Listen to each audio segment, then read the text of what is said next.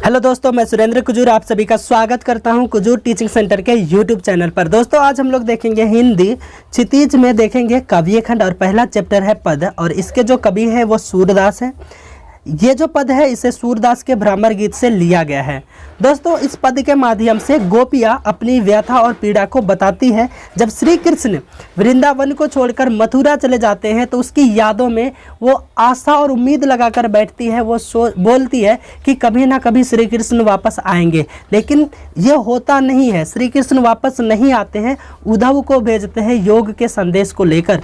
तो उस योग के संदेश को पाकर गोपियों का गुस्सा भड़क उठता है और आग की तरह लहक उठता है और वो गुस्सा से क्रोधित होकर उद्धव के ऊपर व्यंग करती है, कटाक्ष करती है। चलिए हम लोग देखते हैं इस पद के माध्यम से क्या क्या बोलती है। यहाँ जो पद लिखा गया है वो ब्रज भाषा में लिखा गया है, तो उसका हम लोग हिंदी जानेंगे एक एक वर्ड का। तो आइए हम लोग स्टार्ट करते हैं। पहला देखेंगे उद्धव। यहाँ पर होगा हे उद्धव तुम हो अति मतलब अत्यधिक, बड़भागी का मतलब है भाग्यशाली। यहाँ देखेंगे अपरस यानी कि दूर, राहत रहते हो, सने मतलब प्रेम, तगा मतलब धागे, ते मतलब से, नहीं मतलब नहीं, मन, अनुरागी मतलब प्रेम। तो दोस्तों यहाँ पर कहा गया है ये 3 लाइन में, उद्धव तुम हो अति बड़भागी, अपरस राहत सनेह तगाते, नहीं मन अनुरागी, हे उद्धव तुम अत्यधिक भाग्यशाली हो। तुम श्री कृष्ण के पास रहते हुए भी उनके प्रेम और स्नेह के धागे से तुम क्या हो, वंचित हो। आगे क्या बोल रहा है दोस्तों, अगला लाइन देखेंगे। पुर इनी मतलब कमल का, पात मतलब पत्ता, रहत जल भीतर रहता है जल के भीतर, ता मतलब उस, रस मतलब बूंद, देह मतलब शरीर, ना मतलब नहीं, दागी।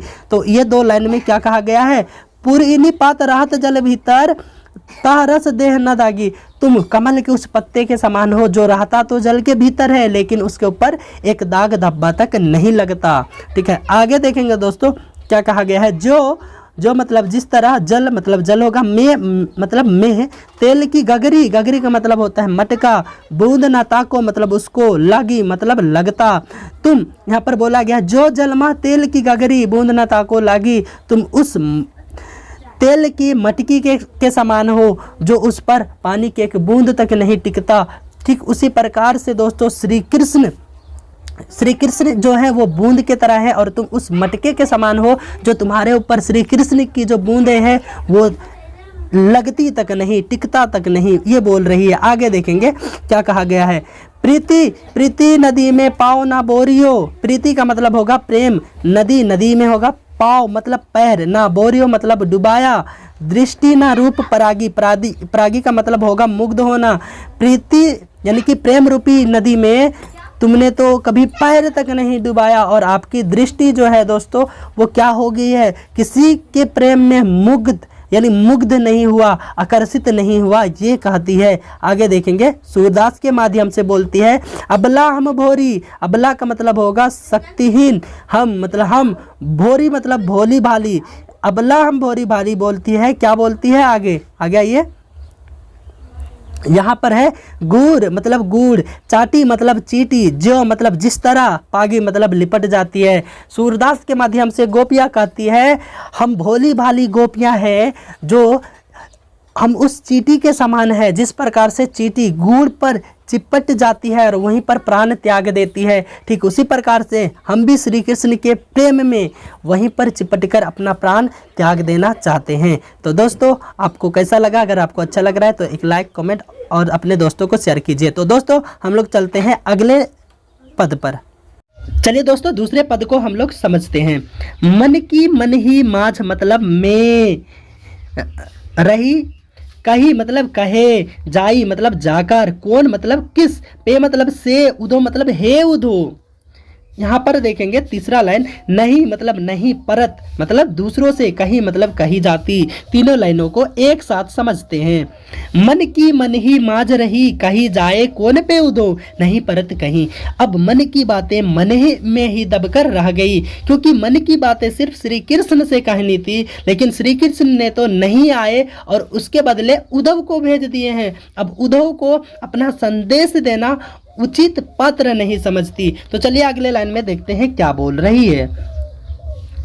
अवधि मतलब समय, आधार मतलब आधार, आस मतलब आशा, अवन की मतलब आने की, अगला लाइन देखेंगे, तन मन विथा मतलब पीड़ा, सही मतलब सहन करना। दोनों लाइन को एक साथ समझते हैं। अवधि आधार आस अवन की, तन मन विथा सही, यानी कि श्री कृष्ण के लौट के आने की आशा को ही आधार मानकर पूरे तन मन से, यानी कि विथा को सहन कर रही थी, पीड़ा को सहन कर रही थी, ये सोचकर कि एक ना एक दिन श्री कृष्ण जरूर आएंगे, तब उसके सारे दुख क्या हो जाएंगे, दूर हो जाएंगे। लेकिन हुआ क्या, चलिए देखते हैं।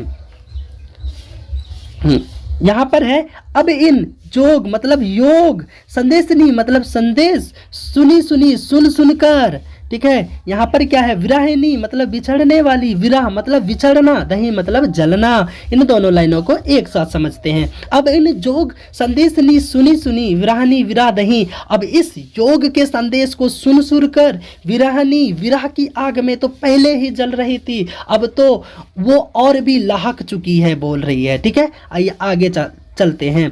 यहाँ पर क्या बोलती है, यहाँ पर बोल रही है, चाहती हुती यानी कि थी, गुहारी मतलब गुहार लगाना, जित ही जहां ते मतलब से, चाहती थी गुहार लगाना जहां से। यहाँ पर क्या बोल रही है, उत मतलब वहां, ते मतलब से, धार मतलब योग की धारा, बही मतलब बहने लगी। इन दोनों लाइनों को आइए समझते हैं। चाहती हुती गुहारी जित ही ते, उत्ते धार बही, चाहती थी जहां से गुहार लगाना, अब तो वहां से योग की धारा बहने लगी है, ठीक है। आइए यहाँ पर देखेंगे क्या बोल रही है। सूरदास के माध्यम से गोपिया क्या कहती है, अब धीर मतलब धीरज, धरी मतलब रखे, क्यों मतलब कैसे, अब धीर धरी क्यों। यहाँ पर क्या बोल रहा है, मर्यादा मतलब मर्यादा, ना मतलब ना, लही मतलब रही, अब धीर धरे कैसे, अब तो मर्यादा ही ना रही, ठीक है। यहाँ पर क्या होता है, लोग कहते हैं कि प्रेम दोगे तो प्रेम मिलेगा, लेकिन श्री कृष्ण ने तो हमारे साथ क्या कर रहे हैं, मर्यादा का उल्लंघन कर रहे हैं, ठीक है दोस्तों। चलिए अगला हम लोग पद को समझते हैं, ठीक है। तो चलिए तीसरा पद को समझते हैं। हमारे हरि मतलब श्री कृष्ण, हरिल हरिल की पक्षी की लकड़ी, यानी कि यहाँ पर लकड़ी, हमारे हरि हरिल की लकड़ी, हमारे जो श्री कृष्ण है वो हरिल के लकड़ी के समान है। जैसे कि हरिल पक्षी लकड़ी के टुकड़े को ही अपने जीवन का आधार मानती है, उसी प्रकार से यहाँ पर श्री कृष्ण को गोपियाँ अपने जीवन का आधार मान चुकी है, ठीक है दोस्तों। आगे चलते हैं अगले लाइन पे। यहाँ पर बोला गया है, मन कर्म वचन नंद नंदन, यानी कि नंद के बेटे श्री कृष्ण, उर मतलब हृदय, यह दृढ़ मतलब मजबूती से, करी मतलब हाथों में पकड़ी, यानी कि पकड़ा हुआ है। इन दोनों लाइनों को देखते हैं। मन कर्म वचन नंदन, यह दृढ़ करी पकड़ी, मन से कर्म से वचन से नंद के बेटे श्री कृष्ण को अपने हृदय में मजबूती से पकड़ा हुआ है, ये बोल रही है, ठीक है। आगे आइए अगला लाइन।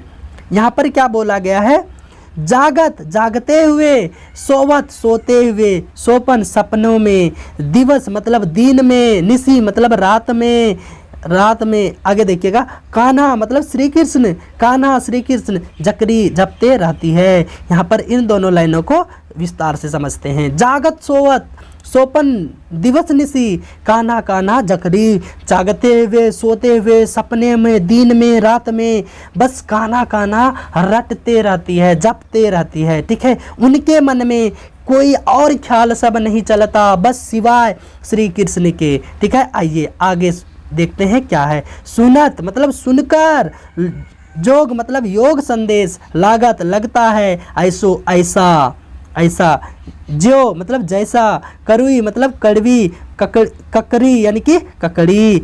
इन दोनों लाइनों को विस्तार से समझते हैं। सुनत जोग लागत है ऐसो, जो करोई ककड़ी। जब गोपिया उद्धव से योग संदेश को सुनती है तो उसे ऐसा लगता है मानो उसे कोई कड़वी ककड़ी दे दिया है, जिससे खाया नहीं जाता है, ये बोल रही है। आपका योग संदेश मुझे कड़वी ककड़ी के समान लग रहा है। आगे आइए।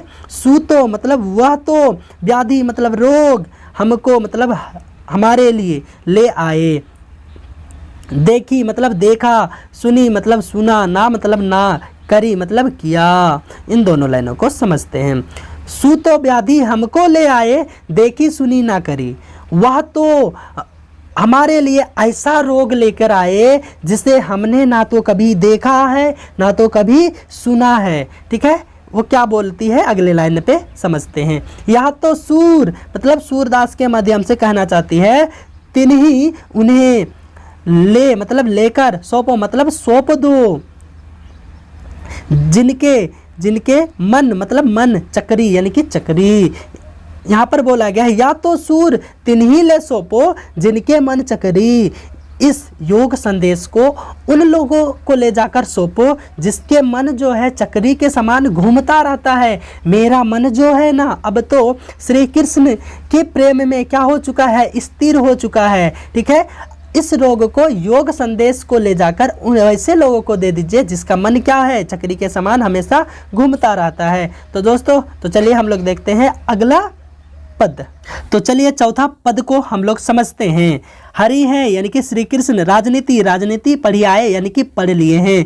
यहाँ पर देखेंगे समुच्ची मतलब ये बात, कहत मतलब इस प्रकार, मधुकर के। ठीक है, आगे देखेंगे समाचार मतलब समाचार सब पाए यानी कि पा लिए। तो इन तीनों लाइनों को एक साथ समझते हैं। हरि है राजनीति पढ़ी आए, समुच्ची बात कहत मधुकर के, समाचार सब पाए।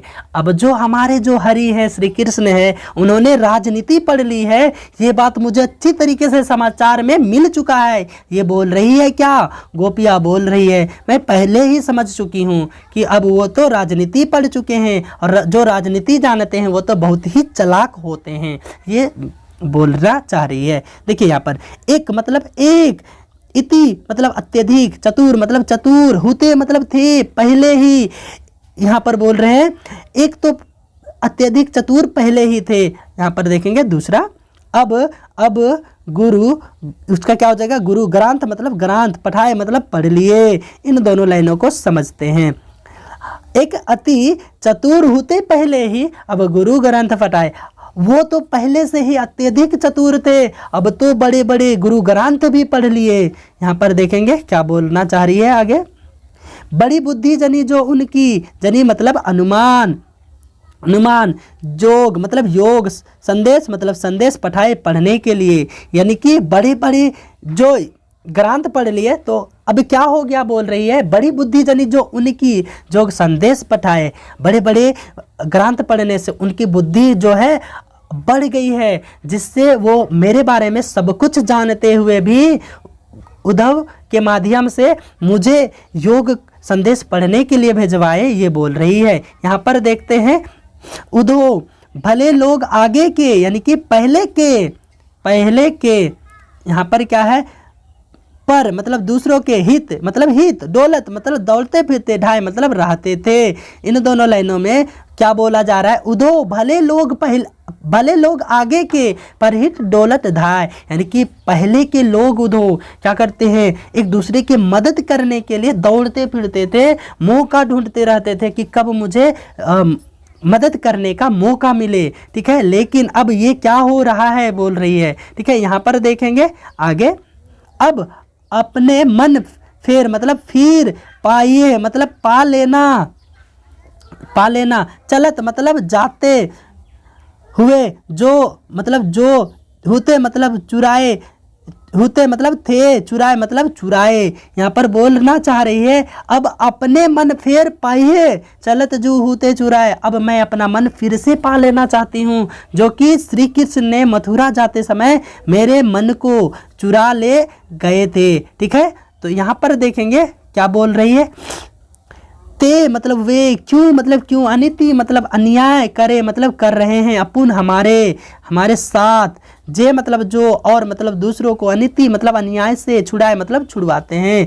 यहाँ पर इन दोनों लाइनों में क्या कहा जा रहा है, ते क्यों अनिति करे अपुन, जे और अनिति छुड़ाए, वे क्यों अन्याय कर रहे हैं हमारे साथ, जो दूसरों को अन्याय से छुड़वाते हैं। यहाँ पर क्या बोलना चाह रही है, राजधर्म तो यही मतलब राजधर्म तो यही है, सूरदास के माध्यम से कहना चाह रही है, जो प्रजा ना सताए। राजा का धर्म तो यही होता है जो अपने प्रजा को ना सताया जाए। मैं भी तो राजा की मैं प्रजा हूँ, तो मुझे क्यों सताया जा रहा है, ये बोलना चाह रही है। दोस्तों आपको कैसा लगा? दोस्तों अगर आपको अच्छा लगा तो दोस्तों एक बार ज़रूर कमेंट करें दोस्तों, और अगर आप हमारा चैनल अभी तक सब्सक्राइब नहीं किए तो चैनल को जरूर सब्सक्राइब करें। ठीक है दोस्तों, हम लोग मिलते हैं अगले वीडियो में, तब तक के लिए दोस्तों धन्यवाद।